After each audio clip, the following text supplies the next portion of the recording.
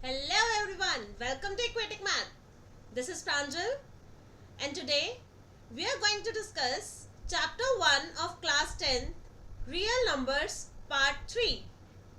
So, see, in the previous parts we had already discussed about prime and composite numbers, fundamental theorem of arithmetic, HCF and LCM using prime factorization, and the relation between HCF and LCM of two numbers.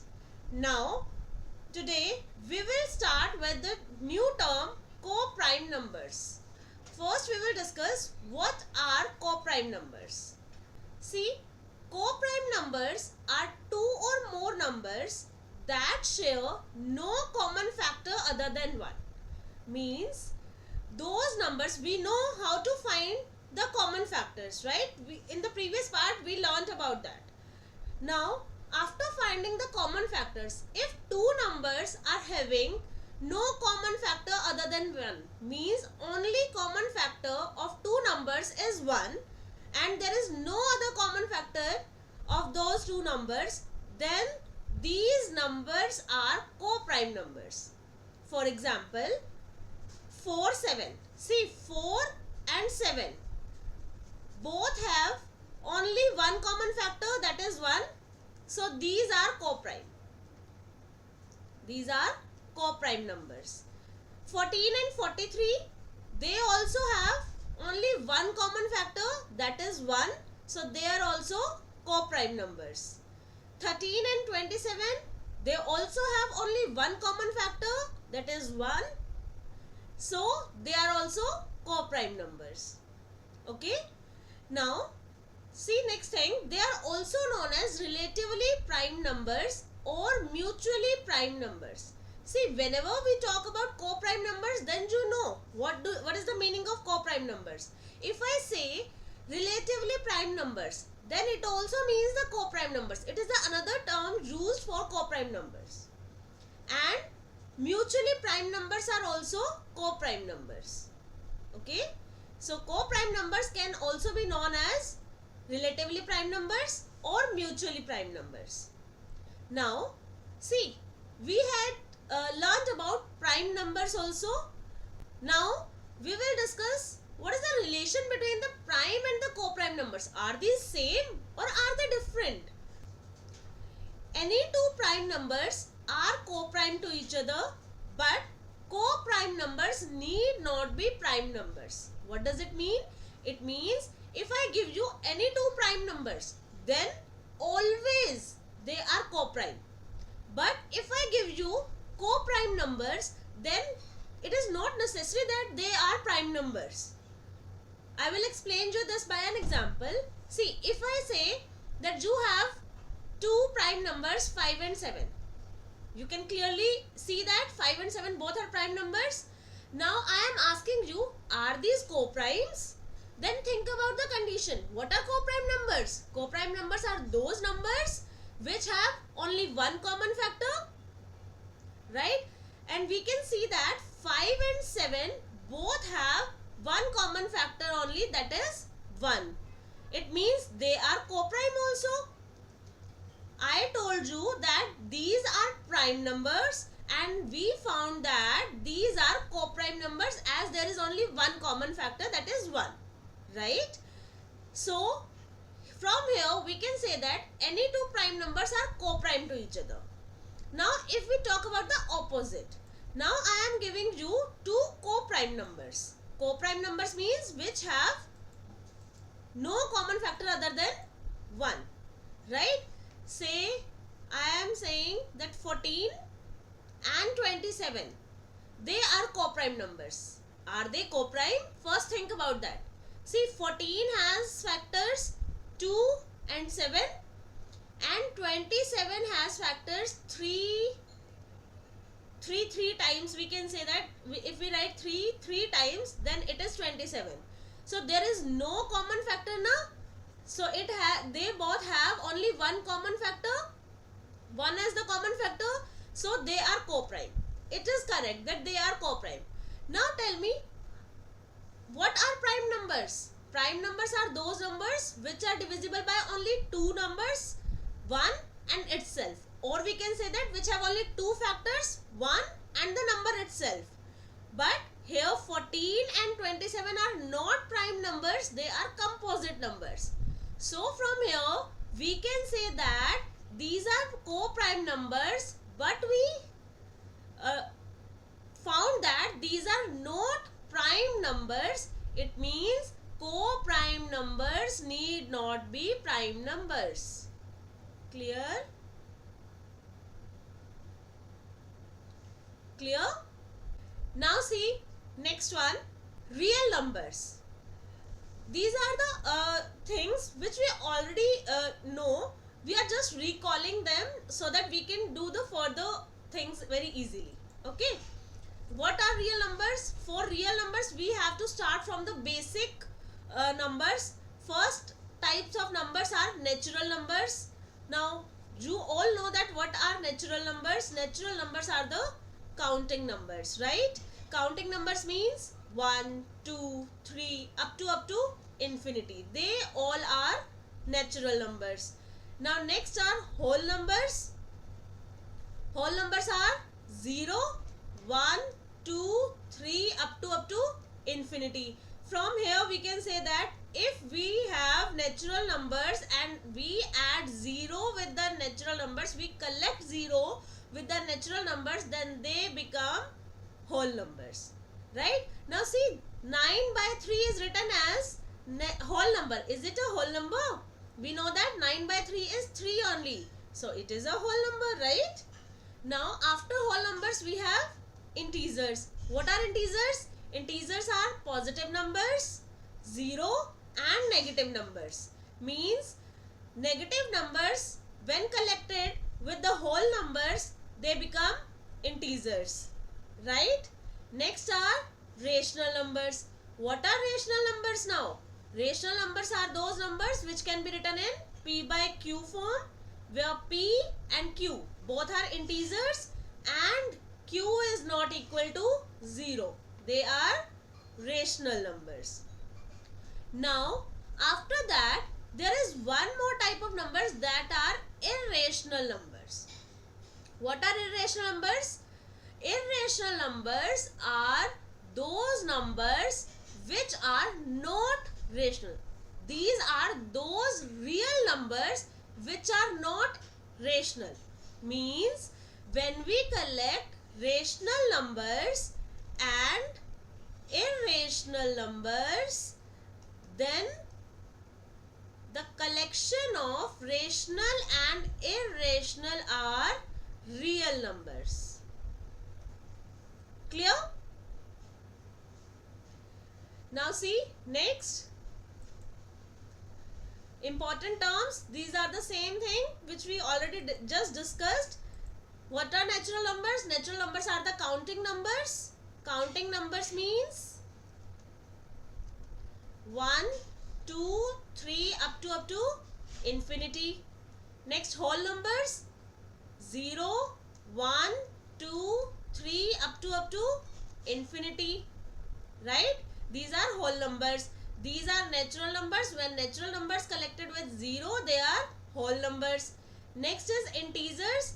Integers are, see, here are 4 points in integers. First are positive integers. Positive integers means 1, 2, 3 up to infinity. Second is negative integer. Negative integer means -1, -2, -3 up to minus infinity. Okay. Next, third is non-positive integers. See, non-positive means, listen carefully.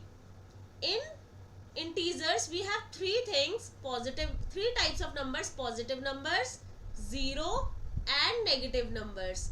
If I am saying non-positive, then I am just taking positive numbers out, then the remaining all are the non-positive numbers. Means 0 and negative numbers, -1, -2, -3 up to minus infinity. These are non-positive integers. And non-negative integers just exclude negative numbers. then then the positive numbers and 0 will remain, means 0, 1, 2, 3 up to infinity are non-negative integers. Okay, now see next thing.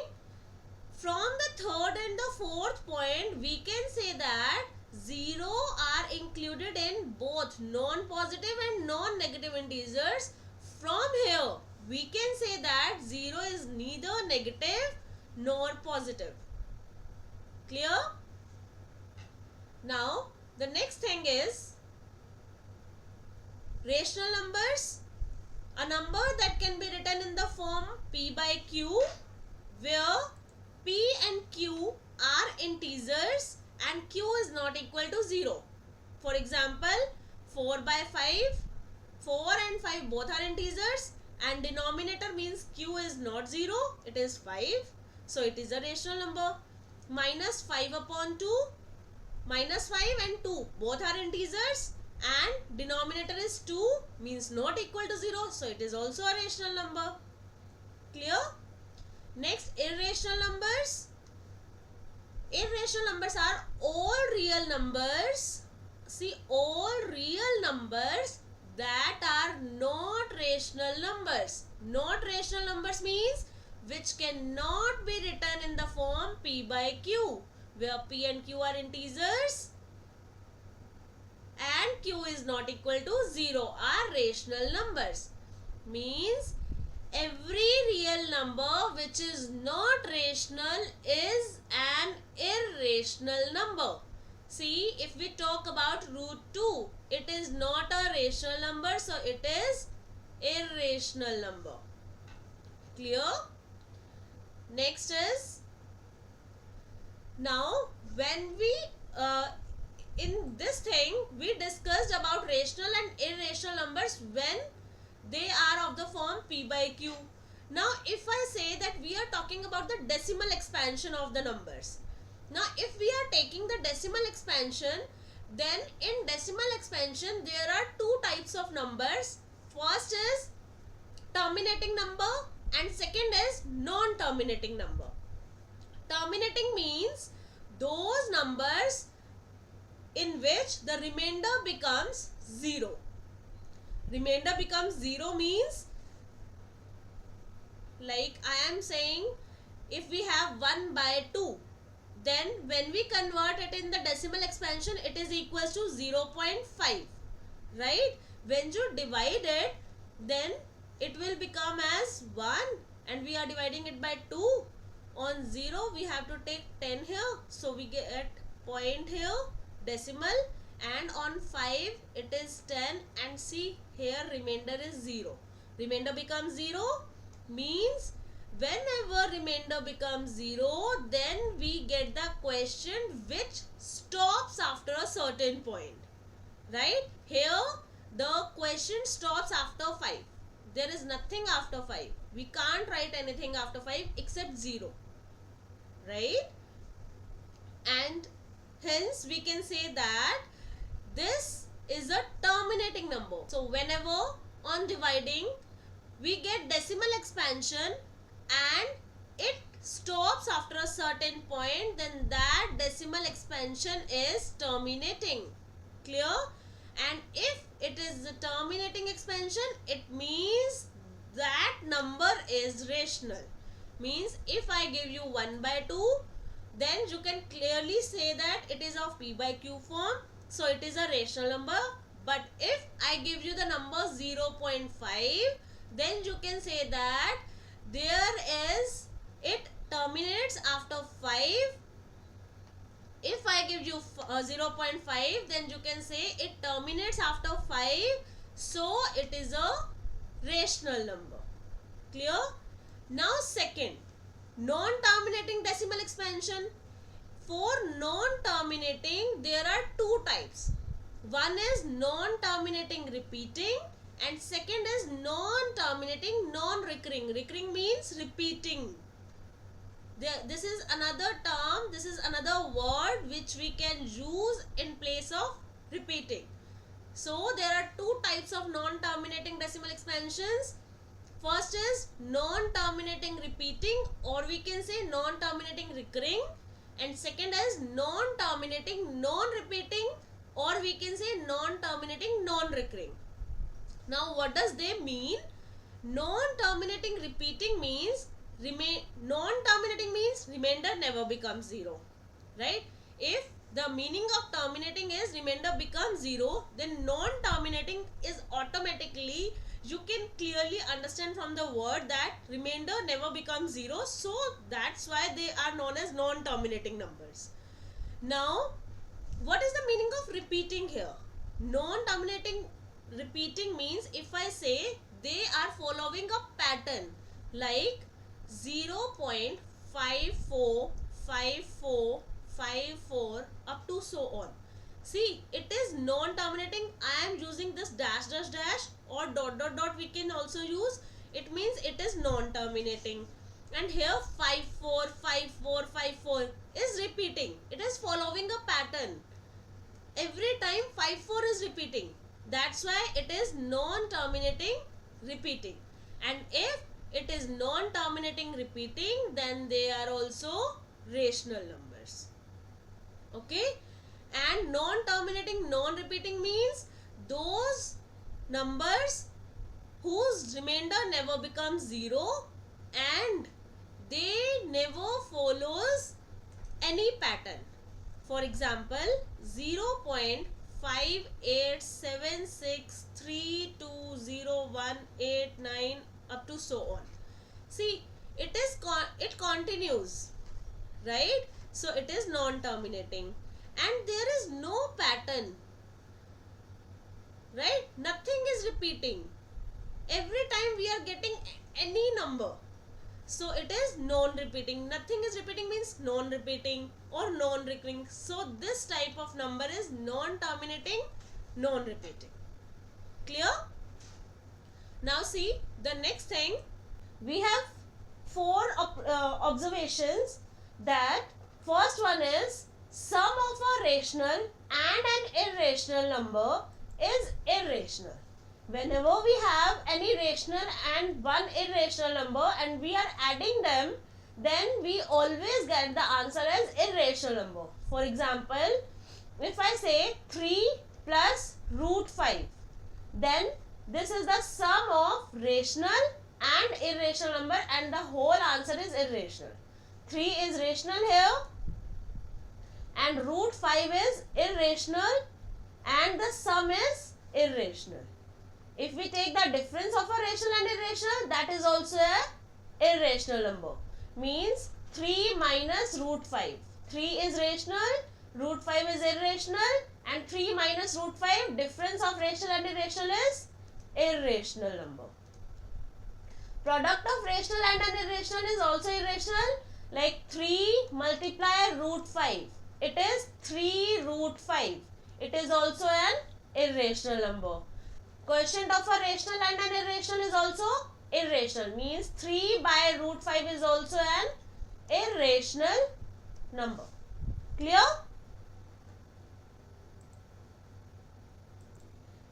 Now see, next. There is a theorem and the theorem says that let P be a prime number if P divides A square, then P divides A, where A is a positive integer. What does it mean? We have two variables here, P as prime numbers and A as positive integers. Okay. Now what we have to do, if we are given with that P divides A square, means A square is divisible by P, then P divides A, means A must be divisible by P. What does it mean? It means, for example, let us take an example. 3 divides 81. It is given to you. Okay. If 3 divides 81, what does it mean? That 3 divides 9 square. Right? Means 9 square is divisible by 3. If 3 divides 9 square, then always divides 9. Means 9 must be divisible by 3. Okay. Let us take one more example. If we take 2 divides 64. Right? Now we know that 64 is 8 square, means 2 divides 8 square. This implies 2 divides 8. अगर हमें ये given हो कि कोई भी prime number किसी भी a positive integer के स्क्वायर को डिवाइड करता है, this is given to us, then it must divide a also, means then that prime number must divide that positive integer also. Clear? If p divides a square, then p divides a, where a is a positive integer and p is a prime number. Okay? Now we have a question that we have to prove that root 2 is irrational. We already know that root 2 is an irrational number, but now we have to prove it. Now how can we prove it? We will take the contradiction thing and then we will prove it. To contradict, let us take that root 2 is a rational number. Okay, and we know that every rational number can be written in the form a by b, where a and b both are integers, right? And b is not equal to 0. This is the condition for rationality. If it is rational number, it means we let that root 2 is a rational number. Therefore, we can find two integers a and b not equal to 0, such that root 2 is equals to a by b. root 2 rational number लिया और हमें पता है rational number a by b form का होता है, और अगर वो a by b फॉर्म का होता है तो रूट 2 को हम a by b के इक्वल राइट कर सकते हैं. Right? Now let a and b have a common factor other than 1. अब हम ये मान रहे हैं कि a और b जो दो इंटीजर्स हैं उनके पास एक कॉमन फैक्टर है जो 1 के अलावा है. We learned that if two numbers have only common factor 1, then they are co-prime, and here we are letting that a and b have common factor other than 1. What does it mean that a and b are not co-prime here? Right? Now, if they are not co-prime, what does it mean? They have any other common factor than 1? It means we can divide both a and b by that common factor. अगर उनके पास 1 के अलावा कोई और common factor है तो हम दोनों को उस कॉमन फैक्टर से डिवाइड कर सकते हैं. और अगर हमने उन दोनों को उस कॉमन फैक्टर से डिवाइड कर दिया, इसका मीनिंग क्या है कि अब जो रिमेनिंग बचा a और b वो कोप्राइम होंगे. सो it is only written here, then we can divide them by a common factor and assume that a and b are coprime. हमने कॉमन फैक्टर से डिवाइड कर दिया और अब हम ये अज्यूम कर रहे हैं कि a और b कोप्राइम है. Right? If a and b are coprime, then we can write as we have root 2 equals to a by b na, then can I write it as a is equals to root 2b? And if we square on both sides, then a square is equals to 2b square. Right? Now, see, if a square is equals to 2b square, what does it mean? That b square is equals to a square by 2. What is the meaning of a square by 2? It is not the same thing that a square is divisible by 2. Or we can say that 2 divides a square. If we have a square by 2, it means a square is divisible by 2. And we just did the theorem that if any prime number divide a square, then it must divide a. And here 2 divides a square, it means 2 must divide a. Or we can say that if a square is divisible by p, then a must be divisible by p. And here we are saying a square is divisible by 2, This means A is divisible by 2. Clear?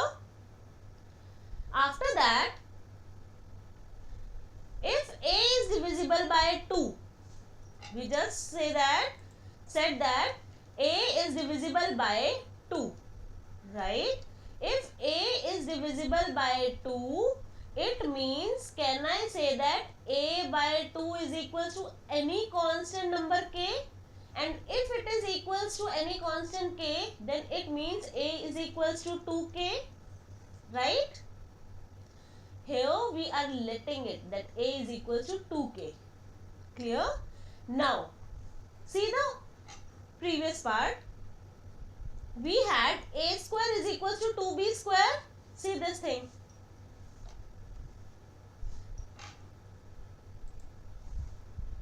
This one. We had A square is equals to 2b square. Then can I put, we had A square is equals to 2b square.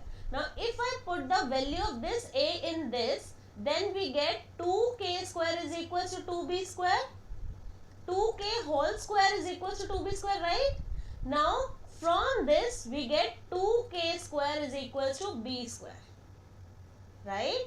What does it mean? That k square is b square by 2. K was constant na? Hence k square is also constant. It means b square is divisible by 2, right? And by the same theorem, that if A square is divisible by P, then it means A must be divisible by P. From this theorem, we can say that B square is divisible by 2. This implies B is divisible by 2. Right? Now, see this thing. Let us give this as 2 and see this thing. This is first. Now from 1 and 2, 1 says A is divisible by 2 and 2 says, equation number 2 says B is divisible by 2. What does it mean? That A and B have 2 as common factor. यहाँ से हमारे पास आ गया कि A और B के पास एक common factor है जो 2 है. कैसे आया? फर्स्ट इक्वेशन में हमने ये प्रूव करके दिखाया कि A 2 से डिविजिबल है. सेकेंड इक्वेशन में हमने ये प्रूव करके दिखाया कि B 2 से डिविजिबल है. अगर A और B दोनों 2 से डिविजिबल हैं, इट मीन्स 2 उन दोनों का कॉमन फैक्टर है. और स्टार्टिंग में हमने ये प्रूव ऑलरेडी कर दिया था उससे पहले कि A और B अब कोप्राइम हो चुके हैं, राइट? अगर कोप्राइम है तो उनके पास 1 के अलावा कोई और कॉमन फैक्टर नहीं होगा. पर यहाँ पर तो हमारे पास आ गया कि A और B के पास 2 कॉमन फैक्टर है. और अगर ऐसा हो गया, इसका मीनिंग क्या है? Which is a contradiction to the fact that A and B are coprime. यही बोला मैंने, right? I just said that it is a contradiction that A and B are coprime. If it is a contradiction, it means we assumed in the starting that root 2 is a rational number. That assumption is wrong. And if that assumption is wrong, it means root 2 is irrational. Clear? Let us see some more examples of this type. Let us prove the irrationality in some more examples. Then it will be more clear. Okay? Next is, now we have to prove that root 3 is irrational. Every time we have to follow the same steps. Okay? To prove root 3 is irrational, we let that root 3 is a rational number, and we know that rational number can be written in A by B form. Hence, we can write root 3 is equals to A by B.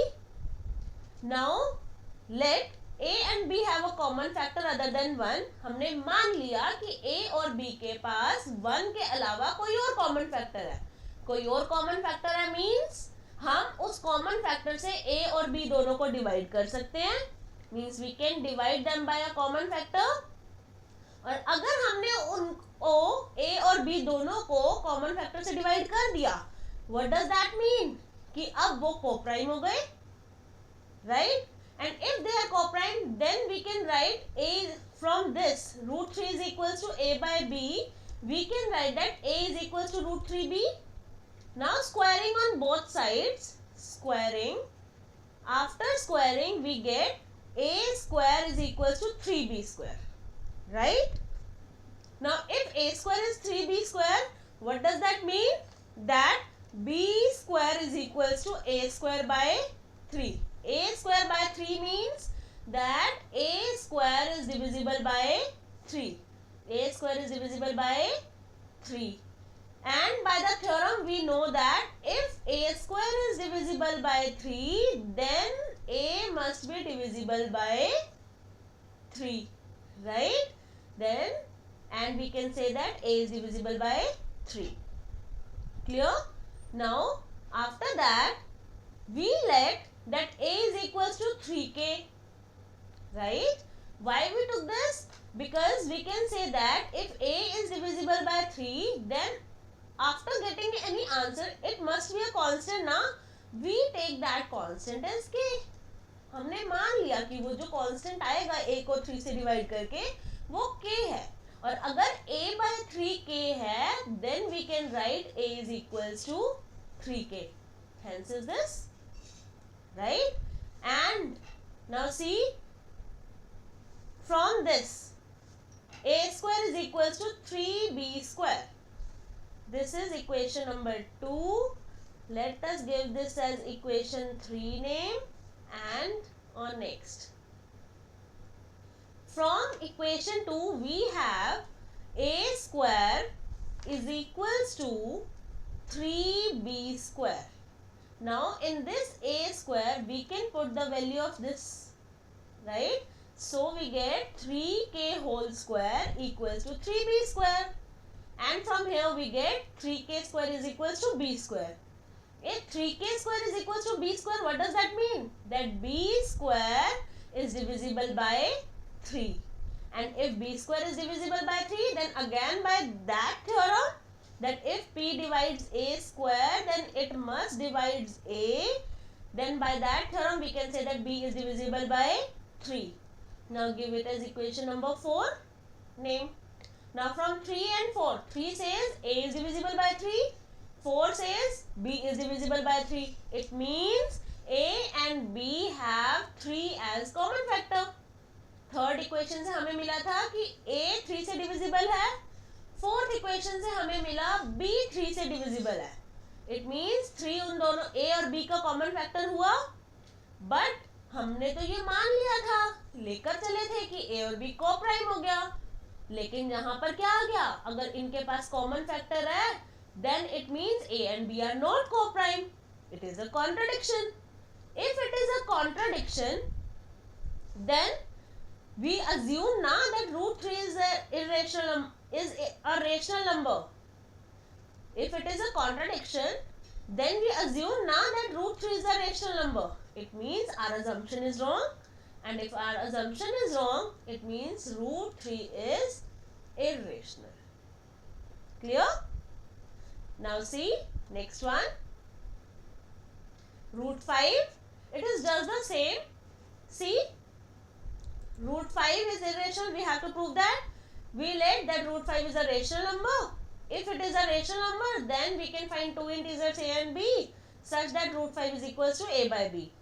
Right? And if it is a by b, we let that a and b have common factor other than 1. Other than 1 means they are not co-prime.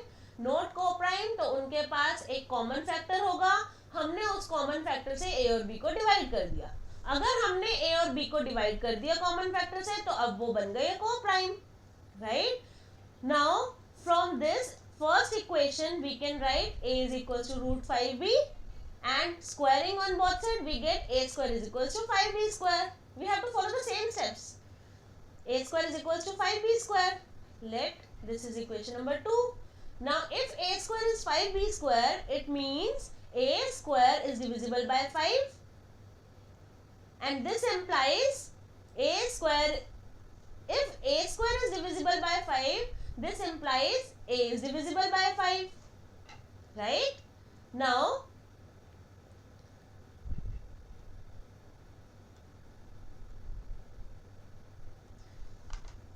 Now we let that a is equals to 5k. If a is 5k, then we had a square is equals to 5b square. Now we just put this value of a here.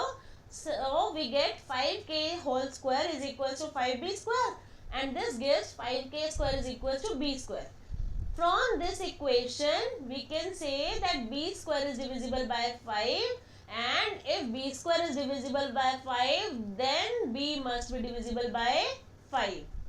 Now we get a is divisible by 5 and b is also divisible by 5. It means a and b have 5 as common factor, which is a contradiction to the fact that a and b are co-prime. अगर दोनों के पास common factor 5 है, means contradiction आ गई, क्योंकि co-prime numbers के पास 1 के अलावा कोई भी कॉमन फैक्टर नहीं होता. अगर कॉन्ट्रडिक्शन आ गई, it means our assumption is wrong that √5 is a rational number. If it is wrong, then √5 must be irrational. Clear? Now see the next one.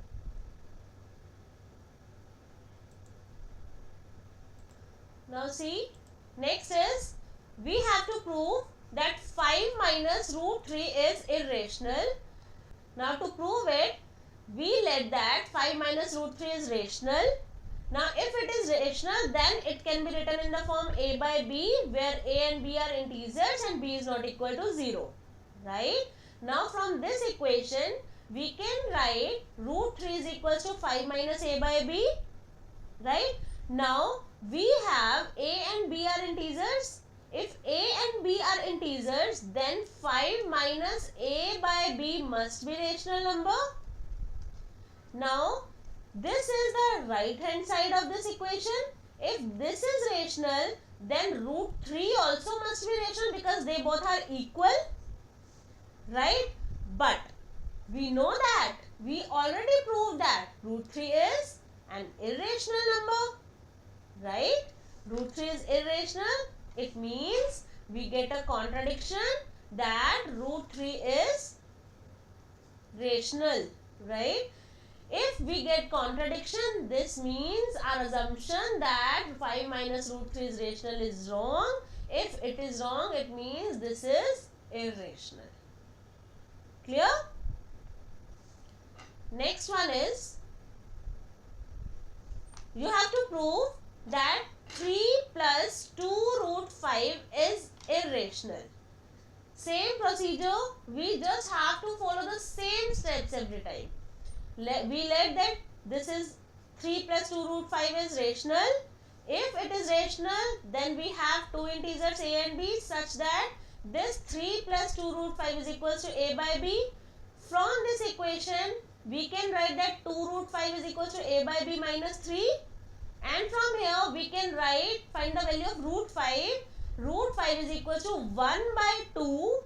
√5 is equals to 1 by 2 bracket a by b minus 3. Right? Now a and b are integers. It means this is rational. If this is rational, it means this whole is rational. Right? And if this right side is rational, this implies that √5 also is rational. Right? तभी ये दोनों equal हो सकते हैं ना. अगर right side rational है तो लेफ्ट भी तो रेशनल होनी चाहिए. बट वी नो दैट √5 तो इरेशनल होता है. इसका मीनिंग क्या हुआ कि हमें क्या मिल गई? कॉन्ट्रडिक्शन आ गई यहाँ पर. तो √5 हमने यहाँ पे प्रूव किया कि रेशनल है, लेकिन √5 क्या होता है? इरेशनल. अगर वो इरेशनल होता है, इसका मतलब क्या हुआ कि हमने जो 3 plus 2 √5 को रेशनल माना था वो रॉन्ग हो गया. और अगर ये रॉन्ग हो गए, इट मीन्स 3 plus 2 √5 इरेशनल होगा. See the next step. This contradicts the fact that √5 is irrational. Right? Hence, our assumption that 3 plus 2 √5 is rational is wrong. Therefore, 3 plus 2 √5 is irrational. Clear? Next is, prove that 7 √5 is irrational. Again, we have to follow the same steps. We let that 7 √5 is rational. If it is rational, then we have two integers a and b, where b is not equals to 0 such that 7 root 5 is equals to a by b. From here we can write root 5 is equals to a by 7b. Now a and b both are integers. It means this is also a rational number. If it is rational number, 7 by ab, a by 7b is a rational number. If it is a rational number, then root 5 also is a rational number. But we know that root 5 is irrational. If it is irrational, then whatever we assumed that 7 root 5 is rational is wrong. If it is wrong, it means 7 root 5 is irrational. Hence proved. Clear? Now see next one. Prove that 1 by root 2 is irrational. Same procedure, just follow the same step, we will get the answer. See, we have to prove that 1 by root 2 is irrational. Now we let that 1 by root 2 is a rational number. If it is rational, then we can find two integers a and b, where b is not equal to 0 such that 1 by root 2 is equals to a by b. Now if 1 by root 2 is equals to a by b, then from here we can write root 2 is equals to b by a. Now b and a both are integers. If both are integers, then b by a is a rational number, right? If right side of any equation is rational, then left side must be rational. It means root 2 is also rational. But we know that root 2 is irrational. It means our assumption that 1 by root 2 is rational is wrong. If our assumption is wrong, what does that mean? That 1 by root 2 is irrational. Clear? If our assumption is wrong, then what does that mean? That 1 by root 2 is irrational. Clear? So, that was all for today, and hence we finished our first chapter, real numbers. Thank you. Bye-bye.